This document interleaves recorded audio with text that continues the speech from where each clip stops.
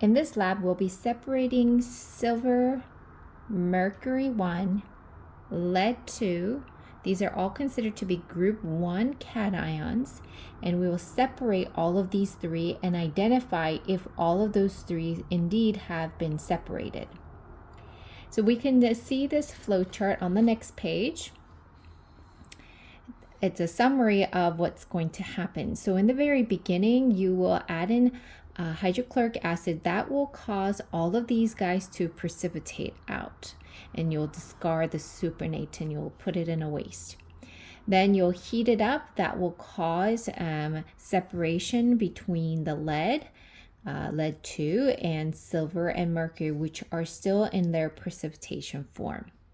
Now here, the lead, we need to prove that in the supernatant that there is truly lead. So there is going to be an additional test which will cause the lead to come out and precipitate, and you'll see white in color. Whereas silver and mercury, they're still together, so we need to somehow separate them, and we do this by adding ammonia. And ammonia will cause the separation between the mercury and the silver, and we need to test that this is truly silver, and so there will be additional tests that will cause the silver chloride to be white. And having this black and white color for the mercury will be enough for us to indicate that there is mercury. There is a change in the lab where it says white lead chloride, and I will show you where the change is occurring. When it's going from lead and to lead chloride, we have a different way of testing this portion out. So here is the change. So instead of lead going into lead 2 going into lead to chloride, we're going to add in potassium iodide. So cross this out and then put in potassium iodide, and then it's going to form, instead of white precipitate, you'll see yellowish, reddish precipitate. There are a lot of test tubes in your locker, and you will be dealing with all of the 3 test tubes, the small or the 3-inch one, the medium-sized one, the 4-inch test tube, and the large one, which is the 6-inch test tube. So we will work with all 3. Please don't get mixed up.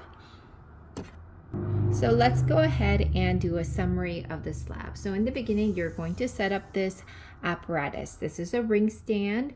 It has got a ring. It has the clay triangle and a funnel that's going through. Then you will fold the funnel, you will fold a filter paper that will go inside the funnel, and it will be shaped like a cone. Then you set this off to the side, and we will go ahead and grab a small test tube, which is the smallest one you've been working with for the intro one. You will grab a small test tube, and you will add in 15 drops of the mixture that has lead, mercury, and silver. Okay, so that has all of these guys in there. Then what you're going to do, you're going to take your pipette, and you're going to drop in hydrochloric acid, so HCl. So here's my HCl coming in, right? It's going to mix together. So I grab my stirring rod, I mix them, and then what's going to happen is all of these guys will precipitate out by binding with chlorine. Then you take this, because all of these are precipitate, they will sink down, and not all of them, but some of them will sink down like this onto the bottom. You take another test tube with water that will balance the same amount of water in volume. So if it's this much, you will fill in water this much, and you're going to take this, you're going to spin it in the centrifuge, and the centrifuge will cause all of the precipitate to settle down, right? So spin, spin, spin in a centrifuge for about a minute. Then what you're going to do is you're going to take this out, okay, out of the centrifuge, and it's hopefully everything is there, but you're going to essentially just do another, just in case an additional precipitation might occur. So we add in another HCl. Okay. And if you see that there's no solid appearing, then your precipitation is complete. You're ready to move on. But if there is a precipitation forming, then you will have to spin this again, okay, with water, okay, in a centrifuge. Then what do you do afterwards? Well, you're going to take the supernatant, which is here. Take